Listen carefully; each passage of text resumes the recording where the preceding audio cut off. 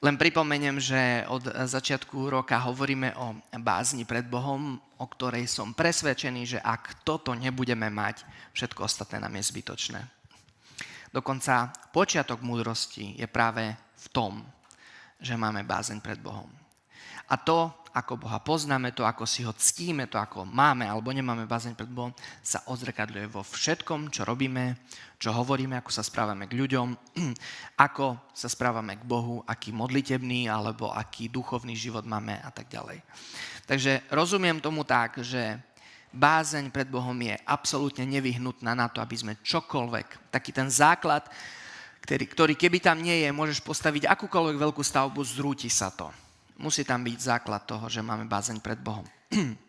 A ak si pamätáte, tak sme hovorili o tom, že je tento základ, alebo táto veľká téma bázni pred Bohom, tak ona sa dotýka každej oblasti života. Ono sa to prejavuje vo všetkom, čo robíme. A preto sme od začiatku roka hovorili o rôznych oblastiach a sme sa dotkli, ak si pamätáte, sme hovorili o téme v tom, ako napríklad spravujeme peniaze, že to hovorí o tom, či máme alebo nemáme bázeň pred Bohom, v tom, ako sa správame k svojim blížnym a tak ďalej. A za posledné možno, že 4 týždne, ak odmyslíme krst, tak 3 týždne, sme hovorili o manželstve. Že vlastne bázeň pred Bohom sa prejavuje v našich životoch aj v tom teda, aké máme vzťahy, teda najbližší vzťah, ktorý máme, ak ste v manželstve, tak je to manželstvo najintimnejší, najúžší vzťah. A to, či máme bázeň pred Bohom alebo nemáme, sa prejavuje teda aj v manželstve. No a tam sme tiež strávili niekoľko, vlastne tie 3 nedele asi. A ak si pamätáte, minule sme sa dostali až k téme, ktorá je veľmi, ja neviem ako povedať, nepopulárna, alebo kebyže môžem, tak najradšej by som sa jej vyhol. Ideálne, keby to v živote nemusím riešiť v rámci služby, ale proste si dochádza k tomu, že prichádza k rozvodom. Hej. A aj tu musíme mať bázeň pred Bohom rovnako, lebo proste to není také, že no kúpil som si zmrzlinu, padla mi na zem, no tak nevadí, kúpim si druhú. Proste, že ten dopad, ktorý to má na životy, ľudské životy, a o to viacej, keď hovoríme celkovo, ale aj na Božie deti, je, by som povedal, že priam katastrofálny. Aj preto musíme hľadať, že proste, čo o tom hovorí Božie slovo, lebo ak máme sa ho báť, ak máme mať bázeň pred ním, tak chceme vedieť, čo si on o tom myslí, aby sme mohli podľa toho sa správať. No a ak si pamätáte, keď sme prišli k tomu 3. bodu, tak tam sme vtedy hovorili, že ja som to tak povedal, že tvrdo srdce, že neviem ani možno ako to lepšie nazvať a tak ďalej. A som si neuvedomil, že vlastne vôbec som nepovedal, že to som ja nevymyslel, že tvrdo srdca je niečo, čo by malo patriť do tejto trojčlenej zostavy toho, alebo o čom sa debatuje, či áno alebo nie. Pamätáte, čo povedal Pán Ježiš? Že lebo Mojžiš vám to dal pre tvrdo srdca. Čiže som vôbec, neviem, prečo som na to zabudol, prečo som to nepovedal, že to nie je, že ja som si vymyslel, že tvrdo srdca môže byť dôvod. Hej? Mojžiš si myslel, si to myslel, že to mohol by byť dôvod.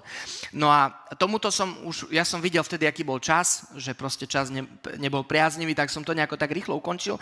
A neplánoval som, alebo nevedel som, že budem mať možnosť teraz pokračovať, ale keďže mám tú možnosť, tak ja by som teraz sa na toto trošku chcel pozrieť, že o čom to celé je, tá tvrdosť srdca, lebo ak si pamätáte, keď som začal do toho sa tak trošku dívať, tak som si uvedomil, že to je tak veľká téma, že si to zaslúži samostatnú kázeň, takže dnes by som sa tomu chcel venovať. No a skôr ešte ako pôjdem ďalej, tak chcem povedať na jednu vec, ktorú som si tiež neuvedomil, že som nepovedal, že keď hovoríme o manželstve, jeden pohľad, ktorý nám, kresťanom, myslím, že často uniká, je, že ak sme v manželstve so znovuzrodeným človekom, tak ten môj manžel je aj Božie dieťa. Jeho otec je nebeský otec. Tá moja manželka je aj Božia dcéra. To znamená, že jej tato je nebeský otec.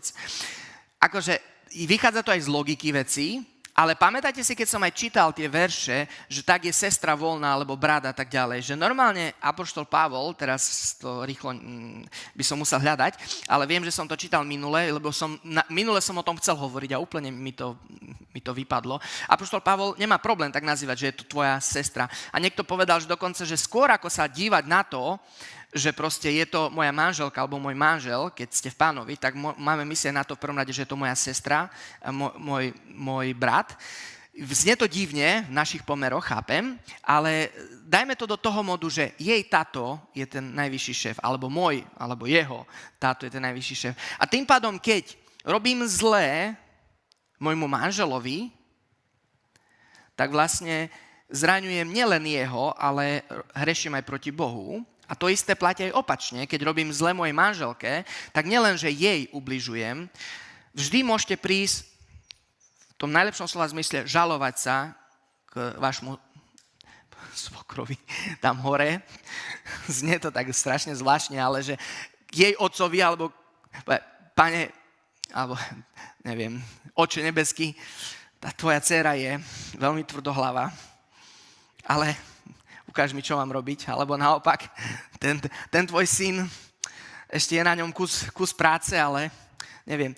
Chcem tým povedať, že tento postoj, uvedomiť si, že máme dočinenia nielen s tým človekom, ale aj s otcom, hej, nielen fyzickým, ale aj nebeským otcom toho človeka, keď je znovuzrodený, nám môže pomôcť tomu, aby sme mali trošku väčší rešpekt, či úctu, či uvedomili si tú vážnosť toho celého. Samozrejme to platí aj v medziľudských vzťahoch, len teraz to hovorím na tomto obraze manželstva. No a teda vrátim sa späť teraz k tej tretej časti, tvrdo srdca. A táto vec zdá sa, že je tak vážna, že teda Mojžiš, a teraz tá hlavná otázka je, že či to bol Mojžišov nápad, alebo či bol za tým celým Boh. Toto je možno, že niečo, čo neviem, či dneska vyriešime, ale sa môžeme na tým minimálne zamyslieť. Pán Ježiš hovorí, že Mojžiš vám to dovolil pre tvrdosť vášho srdca. Pýtam sa, zamýšľam sa. Mojžiš, všetky tie zákony, ktoré urobil, kde hovoríme o Mojžišovom zákone, to bol Mojžišov nápad. On si jedno ráno sa tak zobudil a povedal si, musím to trošku ukočírovať, lebo títo Izraelci robia samé blbosti. A tak spísal, tak v prípade, že budeš mať otroka, tak toto, v prípade, že vzťahy takéto a tak ďalej. A v rámci toho došla aj na túto tému, tak sa k tomu nejako vyjadril. Bolo to tak? Ja si to takto nepamätám.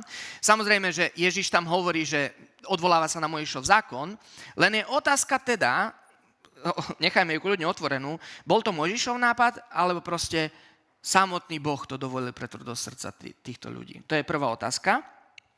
A druhá veľmi zásadná otázka je, že keď aj dojde k rozvode, toto je teologický problém, ktorý potrebujeme tiež vysporiadať sa s tým, lebo ak dojde k rozvode a je to hriech, hej, tak stal sa, tak hriech každý z nás, ak niekto hovorí, že nezhrešil pred Bohom alebo nemá hriechu, tak robí Boha klamárom. Každý z nás urobíme nejaký hriech. Tak toto je len iný hriech, s ktorým, a mnohí to takto vykladajú, tak stálo sa, nevadí, tak popros Boha odpustenia, vyriešené.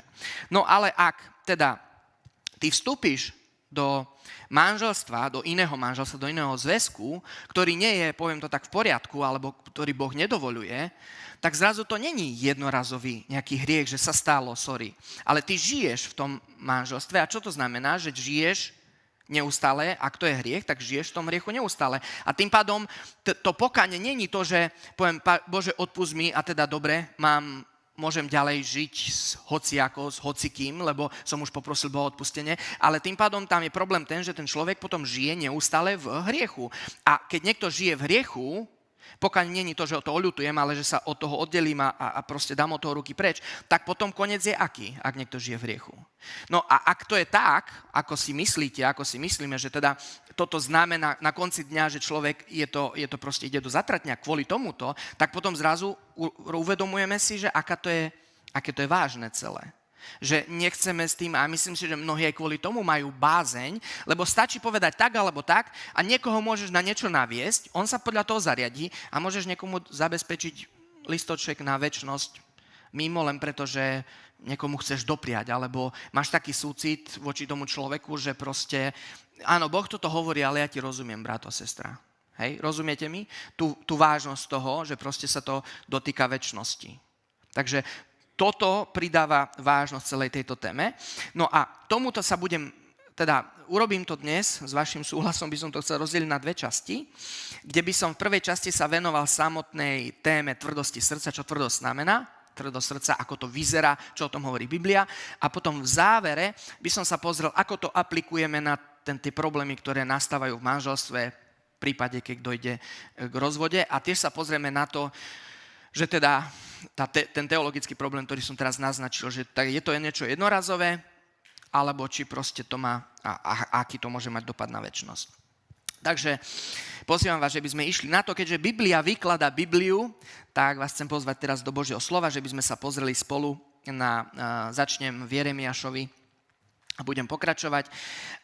Je to pár veršov, kde vidíme, kde sa Božie slovo vyjadruje, kde spomína tvrdosť srdca. Hej? A napríklad tu nachádzame napísané, že oni však nepočúvali, ani nezbystrili sluch, teda je reč o izraelskom národe, ale každý kráčal v tvrdosti svojho zlého srdca. Takže ja sa teraz pokúsim odpovedať na otázku, ako vyzerá to, keď človek má tvrdé srdce, má zatvrdnuté srdce. Čo to znamená? Poviete, tvrdé srdce.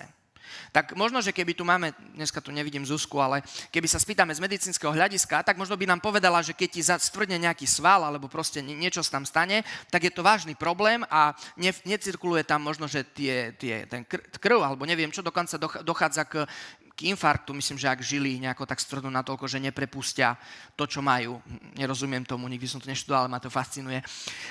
Ale teda tu nejedná sa o nejaký orgán, hej, proste fyzický, ale myslím si, že ten autor tohto listu chce, aby sme pochopili proste nejaký stav tých ľudí, hej, v akom stave sú. No a teda, keď hovorí Biblia o tvrdosti srdca, čo ty myslí? Prvá z vecí je, že keď kráča niekto v tvrdosti svojho srdca, hej, keď hovorím o tom, že kráča niekto v tvrdosti srdca, tak je tam neposlušnosť, hej, to je to slovo, oni nepočúvali a to slovo ďalej, že nezbystrili, to len potvrdzuje, hej, že nezbystrili sluch. Proste robili si, čo chceli. Každý kráčal v tvrdosti svojho zlého srdca. Jednoducho neposlušnosť. Takže Jeremiáš hovorí o tom, hej, tento text hovorí o tom, že ak niekto má tvrdé srdce, zatvrdnuté srdce, tak jednoducho nemá problém neposlúchať Boha a robiť si, čo chce. Hej? Lebo kráča v tvrdosti svojho srdca. To je jeden príklad. Ďalší nájdeme v Jeremiášovi 11, je to tiež 10. verš, kde to trošku tiež približuje, hovorí, vrátili sa k hriechom, teda vidíme tu hriech, vrátili sa k hriechom dávnych otcov, odopreli opäť slovo poslúchať, hej, moje slova. Vidíme tu, že opäť ide o Božie slovo, ktoré zrazu tí ľudia, ktorí toto robili, odopreli poslúchať a chodili za inými bohmi, aby im slúžili. Čiže opäť vysvetlené tá tvrdosť srdca, ako sa prejavuje alebo ako vyzerá. Neposlušnosť len potvrdzuje znovu, ale ďalej vidíme k tomu, že tá neposlušnosť vždy vedie k hriechu. Proste nemôžeš neposlúchať Boha a nežiť v hriechu. Proste to ide ruka v ruke. Takže vidíme tu opäť neposlušnosť a navrátenie sa k hriechu. To znamená, že tu je reč o Božom ľude a o chvíľku uvidíme, že proste to sa netýka, že ľudia vonku majú zatvrdnuté srdcia. Áno, aj ľudia vonku, aj nekresťania majú zatvrdnuté srdcia. Niektorí majú citlivé srdcia aj vonku. Ale teraz sa bavíme o ľudí, ktorí kedysi spoznali Pána Ježiša Krista, kedysi ho prijali do svojho života, kedysi robili pokánie zo svojich hriechov, kedysi urobili zmluvu, vyjadrili to verejne vo vodnom krste, že ho budem nasledovať, kým budem žiť. Viacerí sa, keď sme tu mali krst prednedávnom, hovorili, kým budem žiť do konca života, na veky a tak ďalej. Áno. Ale potom niečo sa stalo a ich srdečko začalo byť zatvrdnuté. Ďalšie to, ako to vyzerá, je Žalm 81, kde opäť vidíme, že môj ľud však nedbal na môj hlas a Izrael ma neposluchol. Opäť tu vidíme neposlušnosť voči Bohu. A tak teda on hovorí, že nechal som ich teda v tvrdosti ich srdca. Čo znamená prakticky, že tuto je vysvetlené, že pôjdu podľa svojich zámerov. Že jednoducho, dobre, choď si. To znamená, hej, máš? Áno, nech sa ti páči. Mne to trošku pripomína tú situáciu toho proroka Balama, ktorý veľmi chcel niečo prorokovať a prišiel za Bohom. A Boh, áno, dobre, toto mi to veľmi pripomína tú situáciu. On poznal Boha, vedel, čo je Boží, ale Bože, nemohol by som predsa len. A Boh ho potom ako keby nechal. Dobre. Myslím si, že je to, môžem tak povedať, zlorečený človek, ktorého Boh zanechá. Rob si podľa svojich zámerov. Dobre, zober si svoj vlastný život do rúk. Rob si veci. Dobre, keď ma nechceš poslúchať, nech sa páči. Keď to vieš lepšie ako ja, nech sa páči. Nech nás Pán Boh chráni, ale vidíme aj tu v tomto texte Žalm 81, že opäť tu narážame na nedbanie na Boží hlas, neposlušnosť. Hej. Sa ten motív opakuje. Potom by som nás chcel pozvať ďalej do Marka, do Novej zmluvy, Marek 16:14, kde sa píše, že napokon sa zjavil 11, kde stolovali.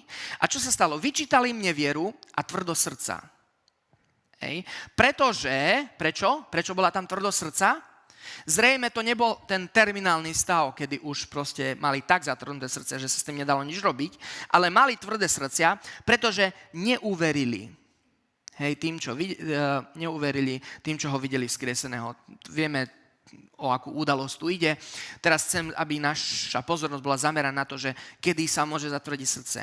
Neposlušnosť Božieho slova a keď neverím Božiemu slovu. Boh povie toto, ale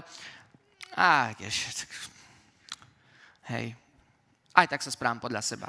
Jednoducho, to moje srdce sa potom zasa z toho vychádza aj opačný efekt. Keď verím Bohu, keď poslúcham Boha, naše srdce sa stáva mäkké srdce. To je možno zasa na samostatnú kazeň, mať mäkké srdce. To je to, keď Boh ku tebe hovorí a áno, okamžite reaguješ. Cítiš, že máš niečo urobiť, okamžite chcem byť poslušný. Jednoducho reagujem na to, čo Boh robí. Mäkké srdce, ktoré je otvorené. Niečo prežívam, poviem, jednoducho reagujem. Som tu. Tvrdé srdce je, sa zatvrdím, sa proste jednoducho zaseknem, sa zatnem, áno, je povedané ale, vždy je nejaké ale, prečo by to mohlo byť inak, prečo neposlúchnuť, prečo neveriť. To je Marek 16. Potom ďalej vidíme v Hebrejom, a toto je dosť závažné, pôvodne som myslel, že budem len tento text čítať, nakoniec som sa rozhodol to spestriť trošku, ale tu váruje ten autor listu Hebrejom, alebo Židom, že nezatvrdzujte svoje srdcia ako pri vzbúre. Hej, tu je vzbúra. A tomuto textu sa ešte budeme venovať za chvíľku viac. Tu je vzbúra v deň pokušenia na púšti. Opäť, toto všetko je prepojené, lebo proste ak sa človek búri, tak neposlúcha. Ak neposlúcha, tak neverí. Ak neverí, tak proste dojde k tomu, že bude páchať hriech. Že vidíme, ako to je veľmi prepojené, ako sú prepojené tieto veci. Ale on hovorí tu Božie slovo, alebo v Hebrejom sa píše, nezatvrdzujte svoje srdce ako pri zbure v deň pokúšania na pušti. A tak som vo svojom hneve prísahal, nevojdu do môjho odpočinku. Bratia, dávajte si pozor, aby nikto z vás nemal zlé a neverné srdce a ten výsledok, tomuto sa budeme venovať samostatne, ten výsledok je, že neodpadol by od živého Boha. Tu je tá najväčšia, ak to poviem, že vážnosť, ako ďaleko od tvrdosť srdca môže zajsť, alebo ako môže človek skončiť. Že výslovne odpadne od Boha. Možno, že aj preto, myslím, že v liste Jakuba sa píše, že s bázňou a strásením alebo s chvením pracujte na svojom spasení. Jednoducho to, že máš dneska mäkké srdce, je len vďaka tomu, že Boh si ťa našiel, že ťa oslovil, že ty si na to zareagoval, že si to prijal, že si tomu uveril, že si dovolil tomu slovu, aby v tebe pôsobilo a zmäkčovalo tvoje srdce, obnovilo sa v tebe tvoje svedomie. Zrazu veci, ktoré ti predtým nevadili, ak si sa znovu zrodil, ti začali vadiť. Zrazu to, čo predtým bolo také, že robíme bežne, už urobíš niečo, čo vieš, že nie je správne, a jednoducho tvoje svedomie, my to tak nazývame, ma obviňuje, cítim sa nedobre. No chcem vám povedať, svedomie znovuzrodeného človeka je nástroj v Božích rukách, až taký silný nástroj, že niekto hovorí, že tam prebýva duch, alebo že proste to je tá duchovná časť. Je to komplikovanejšie, nechcem do toho zachádzať. Čo je podstatné, že tam sa obnoví, to svedomie je citlivé a môžeme kľudne povedať, to srdce je mäkké, hej, pri znovuzrodení. Ale ak si zatvrdzuješ srdce, to je takisto, ako ti Boh niečo hovorí a neurobím. A mi niečo hovorí a neurobím. A mi niečo hovorí a neurobím. A zrazu už mi nič nehovorí. Jaký kľud. A potom príde situácia a volám, Bože, toto, ale stále nič nepočujem. A Bože, teraz som na križovatke, teraz naozaj ťa potrebujem. Áno. A zasa nič nepočujem. No tak neviem, asi Boh, neviem čo, vysvetlím si to po svojom, urobím ďalšiu hlúposť, ktorá mi skomplikuje život a tak ďalej a tak ďalej. Keď my odmietame poslúchať Boha, prečo by mal hovoriť? Hej. A to sa presne stáva, zatvrdzuje sa naše srdce. Až dojde k odpadnutiu. No a tu je toho viac trošku, nebudem teraz, neskôr sa k tomuto textu vrátim, ale chcel som poukázať na to, že keď sa búrime proti tomu, čo Boh povie, keď tam je vzbúra, tak jednoducho toto, každé búrenie sa proti Bohu nám spôsobuje zatvrdzovanie srdca. To znamená, že už keď Boh aj niečo hovorí, alebo niečo vidíme sa deje, čo je Božie, my už tým, že tá zbúra tam je, voči tomu, že nám niečo vadí, že prečo Boh takto, alebo prečo inak, alebo prečo tu tak nespravila, neviem čo, nech bol akýkoľvek dôvod, spôsobuje, že my sme už rezistentnejší. Proste Božie slovo hovorí, áno, môžeš sedieť v zástupe, kde je 1000 ľudí, kde 999 bude zažívať Božiu prítomnosť, ty ju nemusíš prežívať. Ty môžeš byť proste kľudne jak betón. Alebo naopak. Môže 990 ľudí nič neprežívať a ten jeden človek môže neskutočne prežívať Boží dotyk. Lebo to nie je o zástupoch, to nie je o programe, to sme si povedali dnes na úvod, to je o tom, čo Boh robí a v prvom rade Boh to nerobí nevyhnutne len cez, aj keď používa sa aj zástupy, ale ty môžeš v tom celom, ty si samostatná jednotka v niečom. Môžeš mať zatvrdené srdce, ale môžeš mať mäkké srdiečko. Nech nám Boh pomôže, aby sme mali mäkké srdce, aby sme si ho nezatvrdzovali. Aby nikto z nás nie tak, že začal dobre a skončí zle a nakoniec, že by odpadol od Boha. Takže zbúra. No a teraz to, čo je dôležité, alebo na čo sa pokúsim za nasledujúcich pár minút odpovedať, že čo spôsobuje tvrdosť srdca. Už sme si čítali a odpovedali to, ako to vyzerá v praxi. Kedy sa môže zatvrdiť tvoje srdce? Kedy sa môže zatvrdiť moje srdce? Neposlúcham Boha, keď mu neverím, keď sa búrim proti nemu. Čo to spôsobuje? Jednu z vecí sme si povedali už pred chvíľou. Pozrieme sa teraz do Jeremieša 11.11.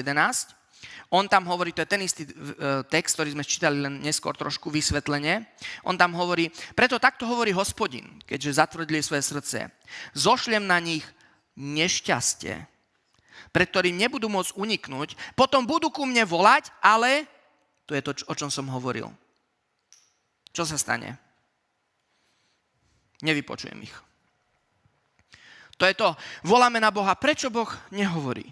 Možno si môžeme položiť otázku a vôbec, veľmi detsky a hlupo to poviem, má tvoje srdce uši?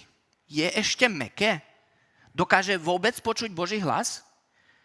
Či stáva sa to, čo tak často sa hovorí v príkladoch, je častokrát pre nás Boh, ten kabát, ktorý teraz ho potrebujeme, chladnejšie počasie, oblečieme, tu som, áno, poslúži mi, teraz ťa nepotrebujem, tam ťa zavesím na ten klinec a ďalšieho pol roka môžeš tam byť, mám sa dobre, viem si poradiť, mám veci pod kontrolou, všetko sa darí, je všetko v poriadku. Kde je v tom celom Boh? Lebo ak sa k nemu takto správame ako k tomu kabátu, ktorý zvesíme a dáme naspäť, tak nečudujte sa, že budete na križovatkách života a budete povedať, Bože, čo je tvoja voľa? Nič, ticho. Ak niekto zatvrdí svoje srdce, tu jasne Boh hovorí cez Jeremiáša, ústami proroka, že zošlem na nich nešťastie, pre ktoré nebudú môcť uniknúť. Jednoducho, nech sa stane. Dobre, chcete ísť vlastnou voľou, nech sa stane všetko to, čo proste ten zlý by rád urobil a potom volajte na mňa, ale ja vás nevypočujem. Teraz ma zrazu potrebujete, hej? To je jedna vec. Takže vidíme tu, že nešťastie je tu spomenuté a nevypočuté modlitby. Ďalej, v žalmoch, to je ten žalm, ktorý som čítal pred chvíľou, ďalej, nechal som ich teda v tvrdosti ich srdca, nech idú podľa vlastných alebo svojich zámerov, to je jedna vec. Keby ma bol môj ľud posluchol, keby bol Izrael chodil po mojich cestách, rýchlo by som pokoril jeho nepriateľov a svojou rukou zasiahol jeho odporcov. Bol by som mu pomohol. Ja by som bol do toho vstúpil. Boh hovorí, ja by som to bol rád urobil, keby môj ľud nemal zatvrdnuté srdcia. Ale keďže teda oni sa rozhodli ma neposlúchať, nechal som ich teda v tvrdosti ich srdca. Nech idú podľa ich zámerov. A nespravil to, že by pokoril ich nepriateľov a svojou rukou zasiahol teda do tej situácii. Dobre. Nech nás Pán chráni, aby sme sa dostali do svoj vôle, do toho, že nás Boh nechá. Choď si podľa vlastných zámerov. Môžeš chodiť aj v nedeľu, aj nepomôže ti to. Nech nám je Pán Boh milostivý. Opäť sa vrátim k tomu textu, ktorý som spomínal, lebo všade, kde sa spomína tvrdosť srdca, som bol prekvapený, že sa spomína aj tie dôsledky s tým súvisiace. Tak tu môžeme vidieť, že tvrdosť srdca, tento verš som čítal pred chvíľou, spôsobuje nevieru, že človek má problém veriť Bohu. A ak si pamätáte, Pán Ježiš hovorí, že pre ich neveru, alebo Božie slovo hovorí, že Pán Ježiš pre ich neveru neurobil tam množstvo zázrakov. Rozumiem tomu tak, že neviera je serióznou prekážkou preto, aby sa vôbec diali zázraky, aby Božia moc sa manifestovala, aby Boh sa prejavoval. A celé to začína, ten koreň je čo? Tvrdosť srdca. Jednoducho, tam to je seriózna prekážka pre nevieru a naša spoločná neviera, preto si myslím, že byť v zhromaždení ľudí, kde veľa ľudí neverí, je horšie ako nebyť potom medzi takými ľuďmi. Lebo tá atmosféra je atmosféra neviery. A naopak, byť medzi ľuďmi, kde možno, že aj tvoja viera pokrývkáva, ale tí ostatní viera, tak to pozdvihuje, to povzbudzuje. A ja si myslím, že aj na mnohých tých uzdravujúcich zhromaždeniach, kde sa dejú naozaj veľké Božie veci, tam je atmosféra, ktorú môžeš cítiť, že proste ľudia veria. A chcem vám povedať, že často to vychádza aj z toho, že sa niečo udeje, počuje sa a už prídu s očakávaním. Viete, my často na naše stretnutia nedeľné nechodíme s očakávaním, alebo s minimálnymi, aby sme neboli sklamaní. A jednoducho taká je potom, nazvime to, atmosféra, ktorá tu pánuje. Hej? Ak nemáme očakávania, no tak pri najlepšom si niečo vypočujeme a povieme názor na to a povieme, bolo to dobré alebo menej dobré a život ide ďalej. No ja verím, že Boh má pre svoj ľud viac. A nech nám je Pán Boh milostivý, aby sme sa neocitli tu. No a vrátim sa k Hebrejom, to najvážnejšie podľa mňa, čo môžeme nájsť, vidieť, je, prečítam možno ten 12. verš, bratia, dávajte si pozor, aby nikto z vás nemal zlé, slovo neverné srdce a neodpadol, a toto je to, čo si myslím, že už keď najhoršie, čo môže byť, najhorší scenár. Začína to tým, že tie mnohé, napríklad aj učeníkom vyčítal, nevieru, tvrdo srdca, ale neboli ešte odpadnutí. Ale toto už je výsledok, kedy to už skončí v slepej uličke a dojde k odpadnutiu. Ale ak môžem povedať ešte niečo k tomuto, znie to tak depresívne, ale ten 15. verš by mohol nám poslúžiť ako obrovská, nádej, alebo neviem, ako to povedať. Všimnite si, čo hovorí. Je povedané, dnes, keď počujete jeho hlas, nezatvrdzujte svoje srdcia. Viete, čo to znamená? Ak tomu dobre rozumiem. Že ty sa môžeš rozhodnúť, keď Boh ku tebe hovorí, či moje srdce bude otvorené, alebo si ho zatvrdím. Veľakrát, keď je výzva. Ty sa môžeš rozhodnúť, či vystrelíš ako špongia, alebo strúna, alebo čokoľvek a proste zareaguješ na tú výzvu, alebo ostanem tam. Veď Pán Boh predsa vie, čo si ja myslím. On vie, že ja mám problém. Áno, on vie všetko, absolútne všetko. Ver mi, je vševediaci, vie všetko. Teda vedel aj predtým, ako zaznela tá kázeň. Tam ide o tvoju reakciu na to celé. To nejde o Boha.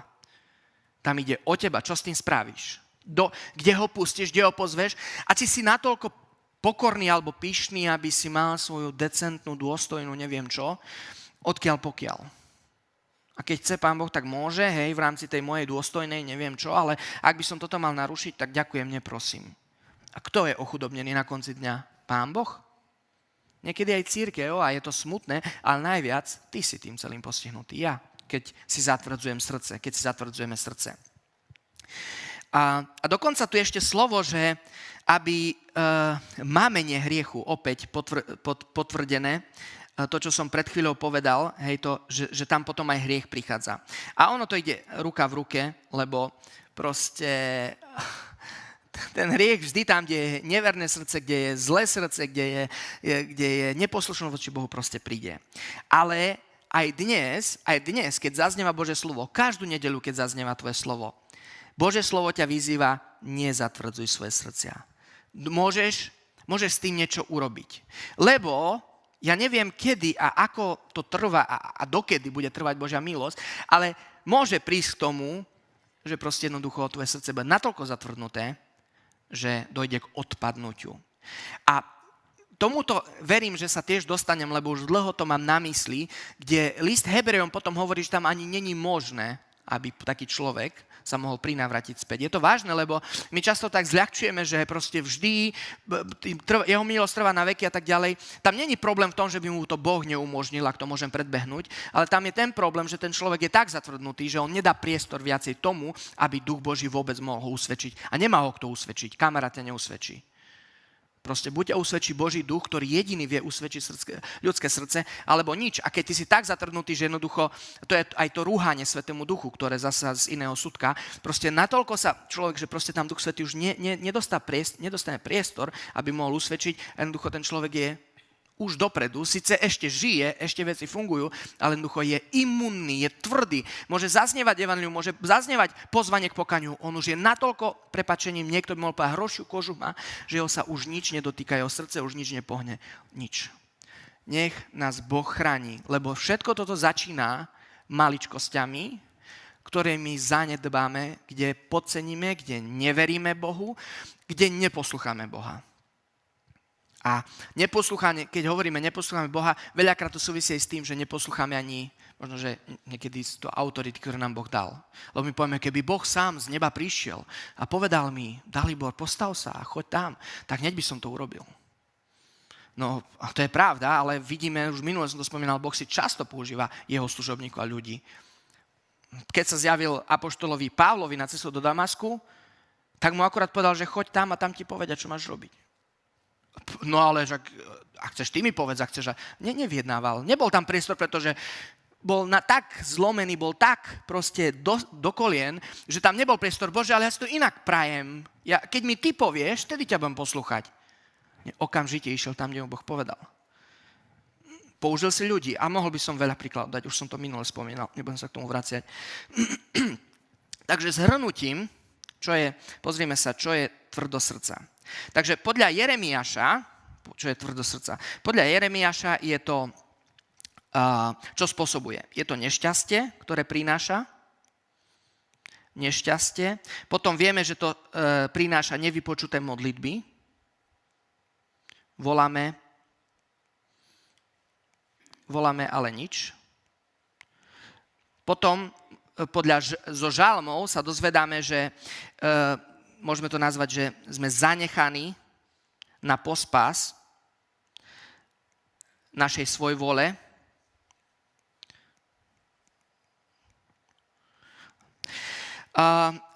Potom podľa Marka 16 sme čítali, že to prináša nevieru. Neviera. S Hebrejom teda jedna časť je otvorenosť pre hriech. Vieme, že zase z iného miesta z Božieho slova, že keď hriech počne, tak porodí smrť. Čiže je to vážne. Už len to, že má hriech niekde otvorené dvere, je vážne. A v podstate aj už tuto v Hebrejoch alebo v Židov aj nachádzame o slovo, to až kde to môže zajsť, a to je to slovo odpadnutie. Ja si myslím, že toto je dosť vážne. A aj keď teraz hovorím ako všeobecne o tvrdosti srdca, tak teraz by som viem, že to sa týka rôznych oblastí. Teraz sa musím vrátiť k tej téme, o ktorej som hovoril minule, a to je teda rozvod. Hej. Chcem to dotiahnuť, mám pocit, že som to tak nedokončil alebo nedoťahol. No a myslím si, že ak máme hovoriť o tvrdosti srdca, hej, to je to, čo som hovoril, že mnohé názory sa v tomto rozchádzajú, ako to má byť a tak ďalej, tak my potrebujeme ako keby si byť vedomi toho, čo zaznelo pred chvíľou. Hej, všetky tie skutočnosti zobrať do ohľadu, že čo to znamená. Že v podstate výsledok je odpadnutie. No a zasa tam je nejaká škála od do, ale keď nastane tvrdosť srdca doslova, že človek že odpadne, tak viete, čo sa stane? Viete, čo sa stane s kresťanom, ktorý bol kresťan a potom už po našom není kresťan? Odíde od Boha. Jedno podobenstvo hovorí, že niekto sa vráti skontrolovať, kto odtiaľ odišiel, a nájde dom čistý a prázdny. A o akom dome je reč?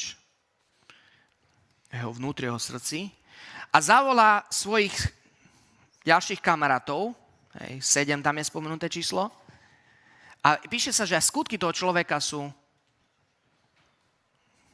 ľudia môžeme povedať, 7-krát horšie ako predtým.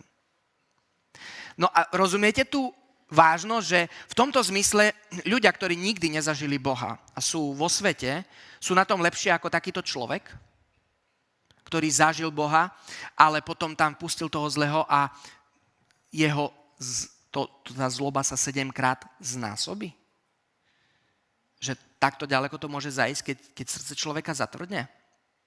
No a viete si predstaviť, že takýto kedysi kresťan dneska, vďaka tomuto, je schopný správať sa oveľa horšie ako nekresťania a jednoducho nemá problém fyzicky zmlátiť svoju manželku alebo manželka svojho manžela. Nie preto, že by nevedel, čo je správne, pretože je mu to ukradnuté, čo je správne. Jeho srdce je už zatvrdnuté. Takýto človek nemá problém psychicky ubližovať tomu druhému a v niečom to je závažnejšie aj kvôli tomu, že to fyzické je vidieť modrinu. Ale to psychické nie je vidieť, to vidí len Boh. A ja chcem povedať, že Boh, som istý, že bude s tým jednať. A mnohí ľudia majú problémy, ktoré majú aj kvôli tomu, že si myslia, že Boh tieto veci nevidí.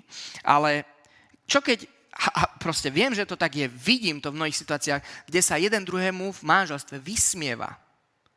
Kde jeden druhému ako keby ním pohrdá. Hej, čo si ty? Kto si ty? Nie, že úcta, pohrdanie. Kde jeden druhého ponižuje. Aj osobne, aj pred inými. Hej, to už je taký vyšší level. Kde jednoducho zhodím. Nie, že ťa podržím, ja ťa zhodím. Nie, že sa môžeš na mňa oprieť alebo so mnou rátať. Nie, ja ťa proste vystavím hanbe, posmechu. Kde jeden druhý je schopný vydierať emočne. Dačo za dačo. Hej, chceš? Dobre. Toto sú moje podmienky. Kde jeden alebo druhý je schopný mlčať, nie že pár minút, hodiny, dní, týždne. Som čítal nejakú bizarnú situáciu, že neviem, niekoľko rokov spomínal nejaký chlapec, že niekoľko rokov sa jeho rodičia vôbec nerozprávajú nič. Jeden druhého tresta, neviem kto koho teraz. A o tomto som počula prednedávnom jednu takú myšlienku, alebo z prednášky takú stať, že v niečom toto mlčanie je, alebo nie, že v niečom, proste je to rovnako psychicky, alebo viem, že tomu druhému to robí zle, tak mu ubližujem zámerne. Čiže v podstate tento typ správania sa voči tomu druhému čo spôsobuje? No, ubližujem tomu, koho mi Boh dal, alebo proste, kde som sa ja rozhodol do čoho vložiť a tým pádom nielen, že hreším naproti tomu človeku, ale hreším aj naproti Bohu. Je to rovnako zlo, ako keď robím niečo iné z týchto. Teraz môžeme hodnotiť, že v tej klasifikácii, čo je ešte väčšie zlo a čo je menšie zlo. Môžeme hodnotiť, ale nazvime to zlo je zlo. Či je menšie, či je väčšie. Hriech je hriech. Či je menší, či je väčší. Žiaden hriech nevedie do spasy a o to viac, ak z toho človek nerobí pokanie. A pokanie znamená, že jednoducho nielen, že je mi to ľúto, že som to spravil, ale že Bože, pomôž mi, aby som to už nikdy nerobil. Jednoducho, daj mi slobodu, ak nemám. A keď ja s tým neviem si poradiť, tak možno oslovím ľudí, ktorí služobníkov, proste modlite sa za mňa, možno zbor, prosím vás ako zbor, modlite sa mňa, mám s týmto problém, lebo je pre mňa dôležitejšie, alebo radšej sa strápnim pred zborom, ako by som mal odpadnúť od Boha. Aby som tak ďaleko zašiel, že moje srdce natoľko zatvrdne, že jednoducho odpadnem od Boha. A teraz, nielen, že sa bude zodpovedať Bohu, hej, že lebo on alebo ona je jeho syn, jeho dcera za toto správanie, ale jednoducho tu jemu samému hrozí to, že jednoducho môže kvôli týmto veciam, ktoré proste tam necháme, že natoľko zatvrdia naše srdce, že odpadneme od Boha. A príznaky budete vy sami vidieť. Začnete byť menej hladní a smední po Bohu, modlitby vám nebudú chýbať a jednoducho vaše nejakým spôsobom to, že počujete Boží hlas, to už môže byť len, že si domýšľate alebo v vašich hlavách. Často žijete z minulosti, ale nemáte nič čerstvé od Boha.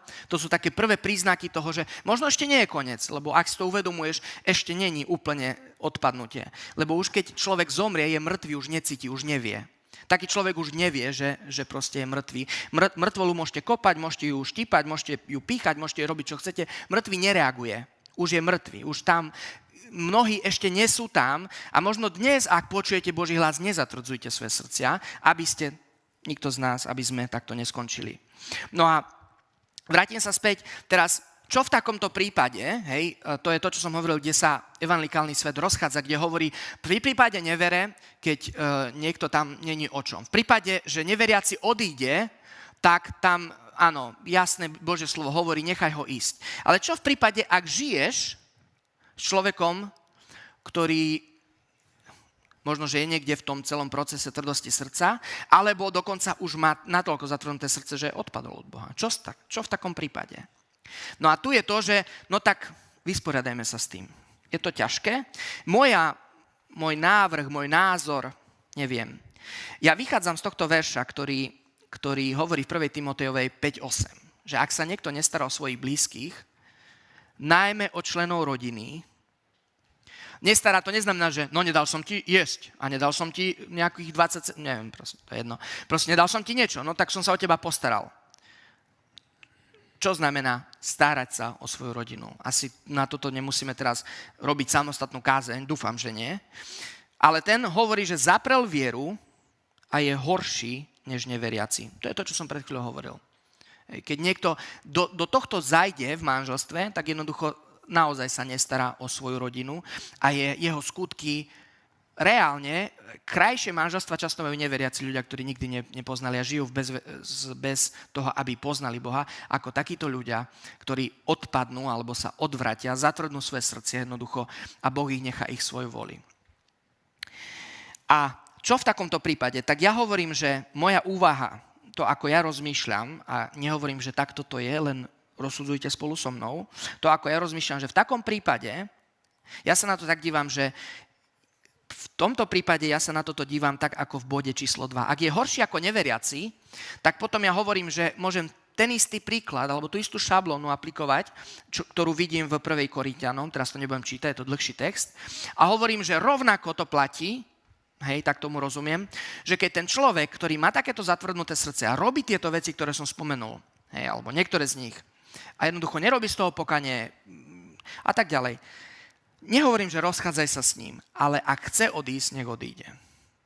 Hej, hovorím, že na základe toho, že ak v prípade manželstva neveriaci s veriacim, kde jeden ide za Bohom a druhý nie, robí mu zlé, neviem čo, začne mu brániť v tom, aby možno, že chodil, aby si čítal Bibliu, aby proste robí všetko, lebo tam dva duchovné svety sa stretnú, preto nie je jedno, že či si bereš niekoho, kto je v Pánovi alebo nie. Tie dva duchovné svety sa vždy stretnú a vždy sa to ozve, otázka času. A keď sa stretnú, tak tam príde opozícia, sú tam tlaky, je tam nepríjemné, je tam dusno, niečo sa začne diať. V takom prípade, ak tento človek kvôli tomuto, že ty sa nevzdáš a ty budeš chcieť, ty dáš Boha na prvé miesto tvojho života a ty za ním budeš chcieť a tento človek sa rozhodne odísť, tak Božie slovo hovorí, nechaj ho ísť. A hovorí, a v takom prípade nie si otrocky viazaná. Hovorím, toto je tretí bod, ktorý by bývalo dobre a vhodné minule, hej, to celé nejako takto povedať alebo doplniť, lenže nebol pre mňa časový priestor na to.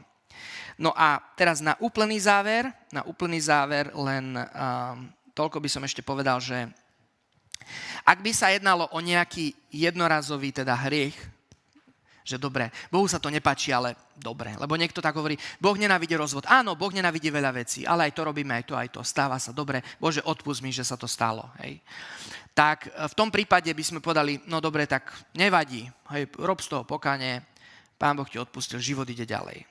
Ale ak teda niekto sa rozhodne, teda zasa len ľahko vážne, z akéhokoľvek dôvodu, len tak, ako Pán Ježiš tam vyčíta, že pre akýkoľvek dôvod, a i v Mojžišovi sme čítali, že stačí sa ti nepáči, alebo nájdeš niečo, neviem čo, a ty povieš, že dobre, choď preč, alebo tak v takom prípade, tam je napísané v Matúšovi, ja som sa tomu tiež nevenoval, možno tiež niekedy by bolo dobre sa pozrieť, že tam, že vystavuješ aj toho druhého človeka smilstvu.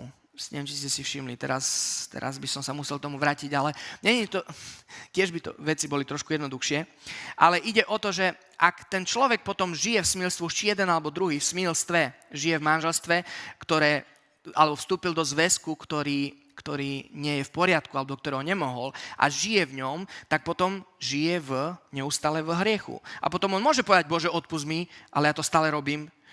Bol taký jeden neviem, či to ani vhodné, taký sprostý film, ktorý proste tam taká paródia na Abela a Kaina a Kain tam udrel kameňom Abela a hovorí, Bože, odpusť mi, že som mu to spravil, ale ten Abel sa z toho nejako pozbieral, tak mu dal ešte raz, odpusť mi, že to pokračujem robiť a ešte raz, tak mu dal ešte, odpusť mi, že som to spravil, že proste je to paródia, je to hlúposť, ale niekedy to takáto schizofrenia vyzerá v nás, že odpusť mi, že som to spravil, ale ja to budem ďalej robiť, hej. Aj viem, že to spravím znova, ale odpusť mi a znova mi odpusť, lebo ja v tom chcem byť, vlastne ja to chcem, mne to vyhovuje, mne je v tom dobre, rozumiete mi? To je proste to, že ja to nechcem dať v skutočnosti preč. Mne je v tom dobre, to je môj životný štýl. A to je potom život v hriechu. A život v hriechu má len jeden koniec. Poznáte ho všetci. Vedie do zatretenia. A nenách mi je Boh milostivý, aby nikto z nás, kto ste spoznali Pána Ježiša Krista, kto ste dostali jeho milosť, nešľapali po tomto. Nepošľapali, nepohrdali.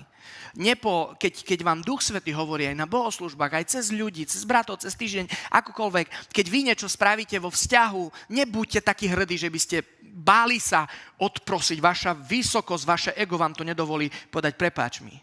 Hej, bo nezvládol som to. Nezvládla som to. Prepáč mi, že som na teba vybuchla. Že som na teba vybuchol. Prepáč mi, že som, neviem, sa zachoval takto a takto. Odpusť mi, prosím. Mrzí ma to. Ja viem, že to je veľmi ťažké. Ja viem, pretože aj pre mňa to je ťažké. Hej, niekedy sa musím dlhšie pripravovať na to, aby som to zvládol. Potom už to je ľahšie, už keď otvorím ústa, to poviem. Ale nie je to ľahké, ale otázka je naozaj som natoľko hrdý a pyšný človek, že nechám, aby táto pýcha zatvrdila moje srdce len preto, lebo moje ego je nejaké a nechcem, aby potom to budem vyzerať ako taký mekíš, alebo niekto to zneužije, alebo neviem, čo všetko nám za galiby dáva diabol do hlavy. My tomu uveríme a potom jednoducho sa správame, tak sa správame a výsledok môže byť taký, ktorý nechceme. Nech nám je Boh milostivý. Tu sa zastavím. Máme ešte dneska Večeru Pánovu a máme ešte jednu veľmi dôležitú časť. Po Večeri Pánovej, ohľadne Dňa Matiek, takže budem sa modliť a môžete sa ku mne pridať teraz. A Pane Ježišu, ja ti ďakujem za to, že ty vo svojom slove nám odhaľuješ skutočnosti, ktorí sú nepriatelia našich srdc, ktorí spôsobujú zatvrdnutie, odtúpenie, ktoré spôsobujú, že naše modlitby sú nevypočuté. Že zažívame množstvo nešťastia, množstvo možno, že neverí a otvorené srdce pre hriech. A prosím ťa, odpusti nám, Pane Ježišu, a pomáhaj nám, aby sme sa vyhýbali týmto nepriateľom srdca. Aby sme ich nepúšťali do nášho života, aby sme neboli ako Izraelci, ktorí sa proti tebe búrili, aby sme neboli možno ako učeníci vo chvíli, keď ti neverili, aj keď možno počuli od mnohých, lebo tam neboli, aby sme neboli ako tvoj národ, ktorý putoval po púšti, ktorý ťa odmietol poslúchať a rozhodol sa ísť vlastnou cestou, svojou vlastnou voľou. Prosíme ťa, pomôž nám tomuto, lebo našou túžbou je mať mäkké srdce, ktoré je citlivé na teba. Túžime počuť, keď nám hovoríš, túžime byť otvorení pre to, čo chceš pôsobiť a túžime, Pane Ježišu, a naozaj odhodiť nabok čokoľvek, čo by mohlo stať v ceste tomu, aby ty si mohol konať cez nás a aj v nás. Pane Ježišu, ty hovoríš vo svojom slove, že ty si ten, ktorý skúmaš hlbiny srdc, tvoj duch je ten, ktorý skúma hlbiny srdc. A sa modlím aj teraz, aby nám spravil všetkým taký rentgen srdca, kde naozaj sme, takú kontrolu, ako na tom je naše srdce. A všade tam, kde sme zatvrdli, prosíme aj teraz o milosť pokania. Bratia, sestry, toto ja za vás neviem urobiť, ani nemôžem. Ak dnes ku tebe Boh hovoril, ak ti na niečo ukazoval, ak dnes počujete jeho hlas, nezatvrdzujte svoje srdcia ako pri vzbúre. Hebrejom 3.15. Dnes, keď počujete jeho hlas, ak vám na niečo Duch Svätý ukázal, nenechajte to tak. Diablov možno, že prvý najdôležitejší pokus, snaha je povedať to, odlož to teraz na neskôr. Lebo je dosť možné, že potom sa už tomu nevrátiš. Potom už tvoje srdce nebude tak zmäkčené. Odlož to na neskôr. Nie, neodkladaj to. Dnes, teraz, keď počuješ jeho hlas. Ak ti Duch Boží niečo ukazuje alebo hovorí, neodkladaj to, nezatvrdzuj svoje srdce. Lebo neskôr môže byť neskoro. A to není vystrašovanie, to není výhražka, to hovorí o tom, aké to je vážne. Doktor, keď hovorí o tom, že niekto má rakovinu a treba operovať, tak on nevyhráža, nestraší toho človeka. Hovorí mu realitu, ktorá, ak sa s ňou nepopasuje, tak ho zabije. A chcem vám povedať, rovnako aj v našom prípade, my nestrašíme ani peklom, nestrašíme ani večným zatratením. Toto není výhražka. Toto je realita, ktorú ak sa s týmto nevysporiadame a neurobíme riadny sek, ak neobmekčíme naše srdcia, ak nepustíme Svätého Ducha, aby naozaj mohol obnoviť jeho život v nás, tak možno je to otázka času. Ale jednoducho tá špirála môže ísť smerom, ktorú potom nebudeme vedieť zvrátiť. A keď dnes je deň milosti a čas spasenia, už či to ťa pozýva Boh k nemu, či to ti poukazuje na nejakú vec, nezatvrdzuj svoje srdce. Buď ho pozvi do svojho života, ak si to nikdy neurobil. Ak on sa ku tebe prihovára, otvor mu svoje srdce. Ak ti na niečo poukazuje, vyznaj mu svoj hriech. A nielen oľutuj, ale vstúp do víťazstva, do slobody. Tak, aby si nemusel znovu sa k tomuto vraciať. Lebo pokanie nie je oľutovanie. Pokanie je zmena. Skutočné pokanie je zmena. Začína oľutovaním, musí viesť k zmene a Boh ti s tým chce pomôcť. Nie si na to sám, v tomto zápase nie si sám. Boh ti chce pomôcť.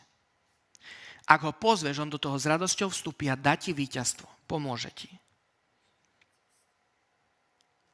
Pozvi ho. Otvor svoje srdce, obmekči. Je to aj vecou rozhodnutia. Keď počuješ jeho hlas, nezatvrdzuj svoje srdce.